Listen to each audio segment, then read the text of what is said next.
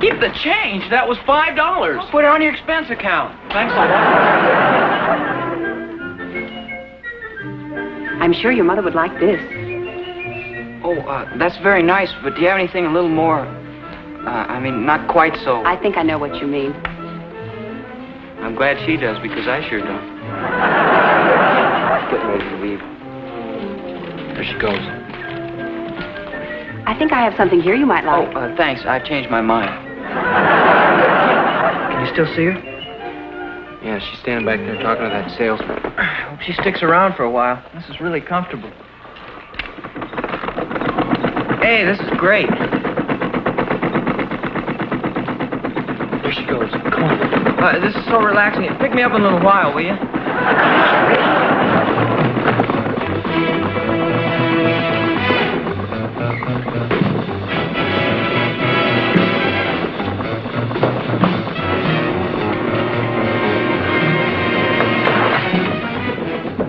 Oh, that's great. Now we've lost her. She went to the hosiery counter and bought some stockings. We almost got you some perfume, Mom. Well, why didn't you? Well, she left in a hurry, and we had to take off after her. She went into the furniture department, and that's where we lost her. I guess it was my fault. I started to vibrate and kind of lost interest. What's this? And he sat down in one of those vibrating chairs. Oh. Well, to get back to the man, did you notice anything unusual about him? He wasn't a very good bowler. He smoked cigars, and he needed a haircut. Well, now, wait a second. You said they had a date tonight, didn't you, he and the girl? That's right. He said he'd pick her up about 7. Well, then don't you think there's a good possibility he may get a haircut this afternoon? Yeah, that's an idea, Mom. Well, you can't look in every barber shop in town. Well, why not? It's worth a try. Who knows? We might get lucky. I don't know. How long do you think that would take us, Mom? Well, that all depends. On what?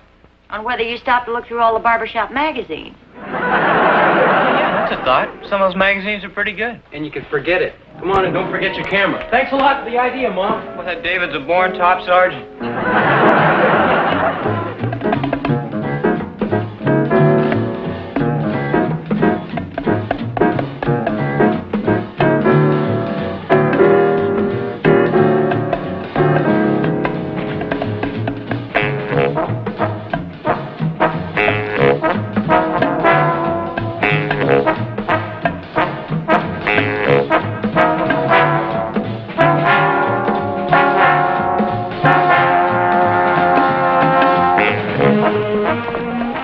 Smoking a cigar.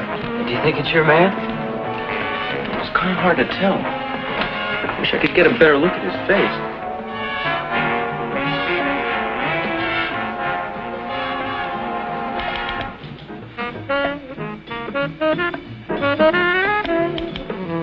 Hey, Joe. What do you think? Just a couple of kids. Maybe so, but they look mighty suspicious to me. Well, maybe you're right at that. What do you think? We better not take any chances. No, it's definitely not the guy. Hey, what's going on in there?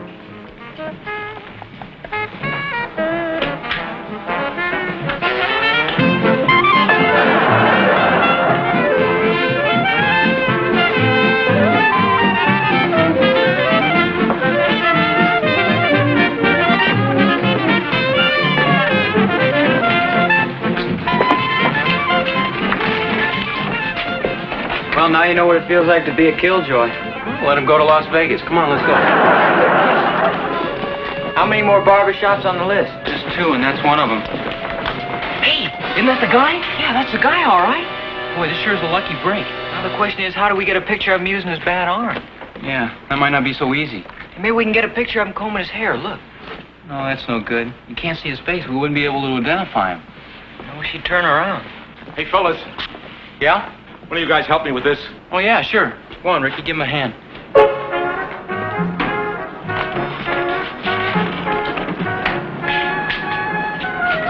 Thanks a lot, Mac. Oh, that's all right. I better get Dolly for this. Yeah, I just got an idea. When a guy comes out of the barber shop, ask him to give you a hand with his crate, and I'll take his picture. Yeah, that sounds great. Where are you going to take it from? Right from behind his car.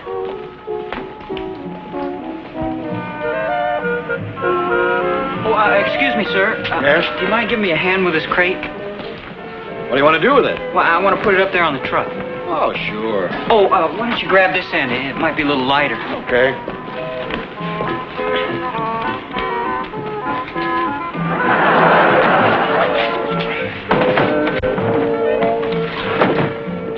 Oh, thanks a lot. It's okay. Did you get the picture? Yeah, it was perfect. Of course, you didn't have to turn your face toward the camera. Can I help it if I'm a ham? Come on, let's take the film over to Wally's and develop it.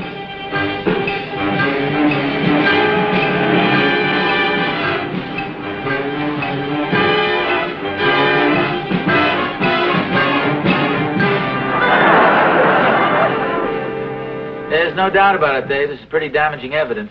You don't know the half of it, Pop. My back is killing me. Oh, this is a good picture of you, Ricky. Oh, really? It's my bad side, too. What are you going to do with these, Dave? I thought maybe I should take him right over to Mr. Dobson's house. Hey, you ought to give you a raise for this. I don't want a raise. I just want to get promoted from putting stamps on envelopes.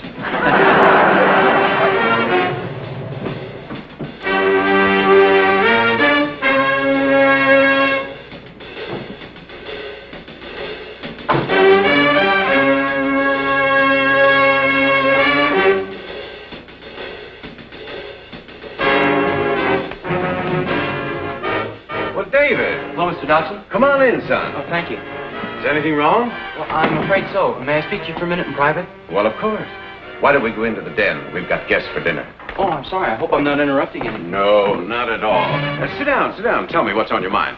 Well, I think I may have some important evidence on a case you've been working on. Oh, really? Which one's that? The accident case. You know, the one where the fellow hurt his arm? Oh, what have you got? Well, I've got some pictures here that I took. Hey. Let me get a better look at these. See there, he's starting to lift a crate. Hmm? And in this one, he's actually hoisting it right up on the back of the truck. This is terrific, Dave. Oh, thank you very much, sir. Who's this young fella? That's my brother, Rick. That's a good picture of him. Yeah, it is, isn't it? And that's his bad side, too. Oh, by the way, he said he'd be glad to appear as a witness. Wonderful. You don't know what this means to me. Oh, I'm glad to help. You sure did. This is exactly what I needed. Now, look, could you wait here a minute, please? Sure. Excuse me. George! George, could you come here a minute, please? That's the man. David, I want you to meet somebody. Well, this is... This is Mr. Gibson. This is David Nelson. He works in my office. Hello, David. Hey, this, sir. You're interested in photography, aren't you, George? Sure. Who is he? Well, David here, among his many talents, is an excellent photographer. I want you to take a look at a couple of pictures he took this afternoon. Fine. I'd like to see them.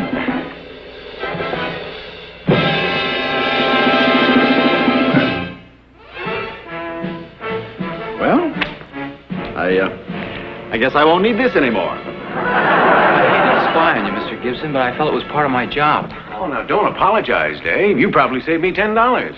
$10? Yes, this faker is an old golfing companion of mine.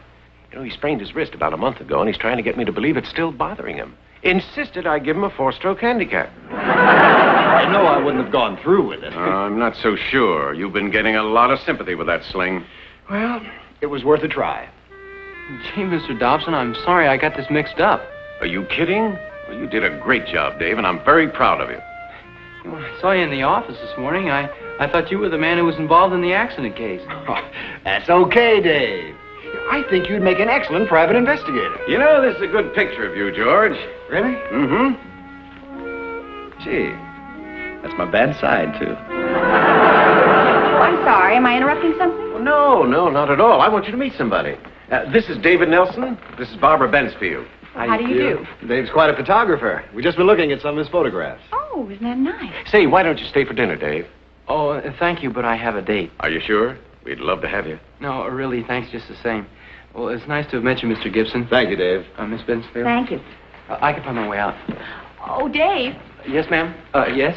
tell me something. How did your brother like that vibrating chair? Oh,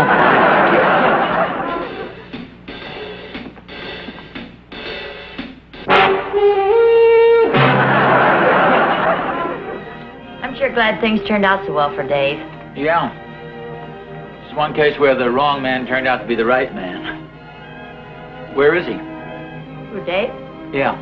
We went over to Dorothy. She borrowed some records, and he went over and picked them up. At least that was his excuse for going over there.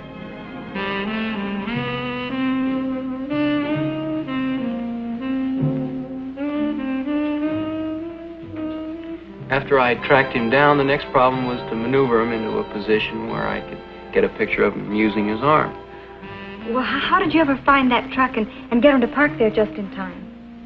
Well, there are some secrets that we investigators would prefer not to reveal.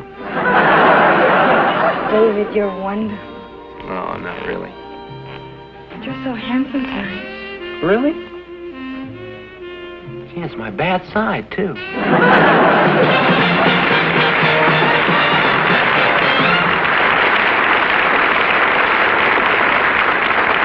Next week's adventure will be brought to you by our alternate sponsor, the Quaker Oats Company. Now, a word about one of their many fine products, Aunt Jemima Pancake Mix. Aunt Jemima's. So tender, so light. There's something about Aunt Jemima's. Peg, these are terrific. What's the secret? Oh, it's an old family secret, handed down from generation to generation, from father to son. By Aunt Jemima. The secret is out. Well, I ought to know Aunt Jemima. I was raised on them. Say, and I love the way the sausage is right in the pancake. Isn't it good? And it's so easy. Yes, simple and delicious. Just fry pieces of bulk pork sausage, shake up a batch of Aunt Jemima's, then pour the batter on the griddle and sprinkle with drained sausage meat. You know, more people have flipped over Aunt Jemima's than any other pancakes in the world. Light, tender. Aunt Jemima's. If you like pancakes, then sure as shaken, they're Aunt Jemima's.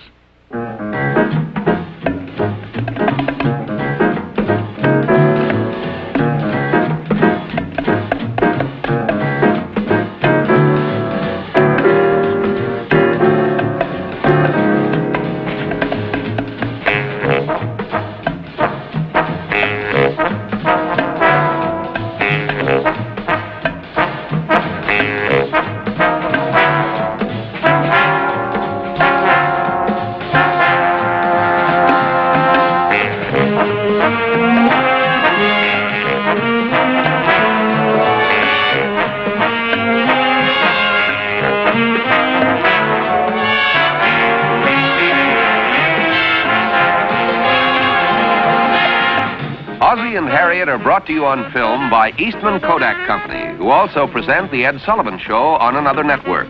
And remember, The most personal greetings of all are photo greetings. The cards only you can send. So why not take some new pictures for your Christmas cards this week? Be sure and see David in his latest motion picture. It's called 30, and he co-stars with Jack Webb.